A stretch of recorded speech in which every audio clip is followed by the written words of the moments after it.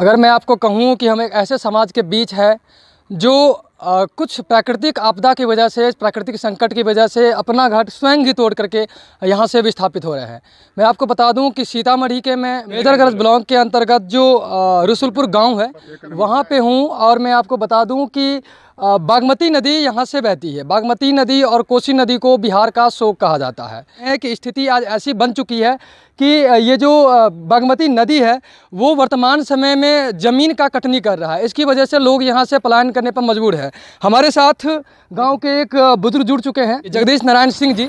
यहाँ ये अपना लगभग पूरा जीवन ही बिता दिए और इनका कहना है कि वर्तमान समय में स्थिति ऐसी उत्पन्न हो चुकी है कि कहीं ऐसा ना हो कि नक्शे पर से ही ये जो गांव है वो गायब हो जाए। बताइएगा किन किन समस्याओं का सामना करना पड़ेगा? अरे हम लोगों का 20-25 एकड़ ज़मीन नदी में कटाव हो गया। जी जी। और उसके बाद अब घर है, ऊँख का रिया फैक्ट्री था चालू, तो हम लोगों का गन्ना में मुख्य आमदनी था क्रॉप, और वो भी बंद है। फैक्ट्री में जो मिल में जो गन्ना दिए वो भी फैक्ट्री लेकर बंद हो गया, वो भी बैठ गया। अब हम लोग क्या करें? 2-3 बीघा खेतों था इधर अगल बगल में, वो सब कट गया है बागमती में। अब तो हम लोगों का घर उखाड़ रहे हैं। घर कम से कम घर वो बचे तब ना। बाढ़ समाप्त होने के बाद जब पानी का स्तर कम होगा तो फिर आप लोगों का ज़मीन या कुछ सुरक्षित बच जाएगा? कुछ नहीं, वो कब उगेगा कोनो ठीक है। अभी तो बालू बुरु जो है वो उस पार पड़ गया। यहाँ 3 किलोमीटर कटा होगा, सरकार कुछ देख ही नहीं रहा है।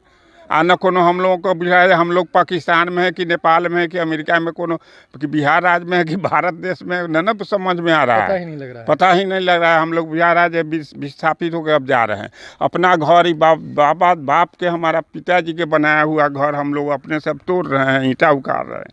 यहाँ से कितने किलोमीटर दूर पहरे नदी बहती है? अरे 3-3.5 किलो। अरे 3 किलोमीटर मतलब अंदर में था। लगभग 3 साल से बागमती को जो लगभग 3 किलोमीटर पश्चिम था, देखते देखते और यहाँ बल्ला बोरा के काम होते होते मतलब लगभग 50 घर विस्थापित होकर के अगले साल चला गया। और अभी हम लोग का विस्थापित होने पर मजबूर हो रहे हैं। लगभग यहाँ जो MP और विधायक हैं वो आ करके सीधे मुख्य दर्शक बनकर आश्वासन दे करके चले जाते हैं। कोई ठोस काम हो नहीं पाता है। इसलिए हम लोग पूरे मतलब हमारे लगभग 3000 का बस्ती है यहाँ रसुलपुर, और विस्थापित होने पर मजबूर हो गया हुआ है। यहाँ पर 3000 घर है? हाँ, 3000 घर है। अभी तक कितने लोग यहाँ से विस्थापित? लगभग यहाँ से मतलब 200 घर विस्थापित हो चुका है, और 200 से 300 घर विस्थापित के कगार पर। शिफ्ट कहाँ कर रहे हैं अपने आप को? अब हम लोग का जहाँ तहाँ जो अभी स्कूल में शरण लिए हुए हैं, हाँ, जहाँ सर सामान है तो करकुट मेहता शिफ्ट कर रहे हैं। तकनीक कौन सी आएगी अगर तकनीक क्या है समाधान के लिए कि कम से कम बोल्डर से गिरवा के कम से अभी तो तत्काल जो बारिश के समय उस समय उसका समाधान करे। नेपाल जो काम अभी नेपाल में जो बॉर्डर का काम हुआ वैसा काम करे वो ना। हमारे देश के ही पैसे से, हमारे ही देश के पैसे से दूसरे देश को पूरा ऐश मौज कर रहा है। हम लोग उसे ही मतलब पूरा व्याकुल है।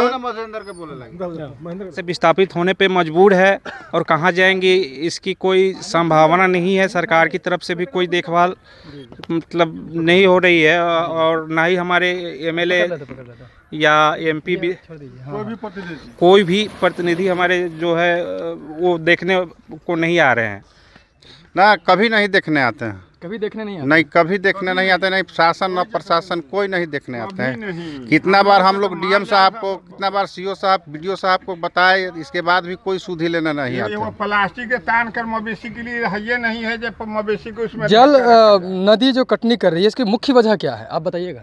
मुख्य वजह जो नेपाल में जो धारा प्रभावित कर दी गई है, जी जी, जो बोल्डर से बांध के नीचे बांध दी गई, उसी चलते प्रभावित हो रही है।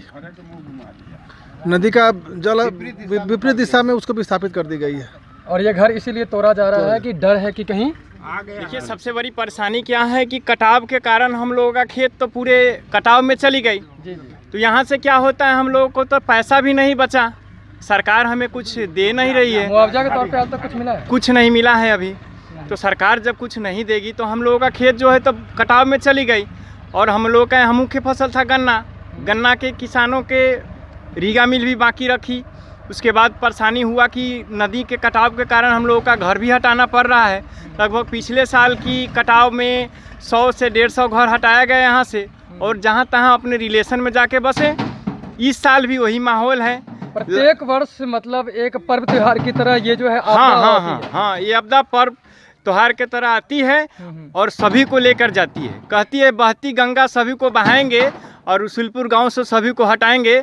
ऐसी नाड़ा नदी के तरफ से और सरकार की तरफ से लग रही है। तो हमें तो सरकार से रिक्वेस्ट है और उनसे विनती है कि यहाँ के जो भी लोग हैं उनको सहायता दिया जाए, उनको बसने और नदी के कटाव की रोकी जाए, अच्छी से अच्छी व्यवस्था की जाए। बोल्डर से हो, अब कितना भी बजट दे और उसको अच्छे ढंग से नहीं किया जाए तो सही नहीं मायने हैं। इसलिए सरकार से विनती और रिक्वेस्ट है कि वो अच्छे ढंग से इन पर काम किया जाए। एक दिन ऐसा समय आएगी, स्थिति ऐसी बनी रही बाढ़ की कटाव से, तो ये रसुलपुर गांव नक्शा से मिट जाएगी। उसके बाद सरकार खोजते रहेंगे यहाँ के जनता कहाँ गए, और न यहाँ कोई मुआवजा देते। हम लोगों का मवेशी बांधने के लिए नहीं कुछ हो तब पन्नी छोटा छोटा टुकड़ा लाते हैं कीन के, पैसा तो है नहीं से लाएं, सरकार कोई कुछ देती नहीं है तो लाए, इसलिए मवेशी को भी पालना असंभव हो गया है। थोड़े थोड़े पैसे दामों में बेच लेते हैं। 10 वर्ष पहले बना था, मात्र 10 वर्ष पहले। हाँ, बावजूद इसके तोड़ने पर आप मजबूर हैं, क्या करें। इसको सब ढह जाएगा, एकदम कटाव में चला जाएगा।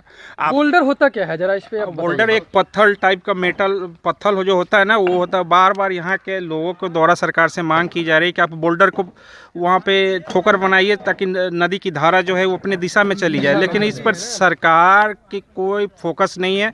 यहाँ पर जो भी जेई आते हैं तो कहते हैं 2 महीने बाद करेंगे, फिर 2 महीने बाद उनका दर्शन भी दुर्लभ हो जाता है यहाँ के लोगों को।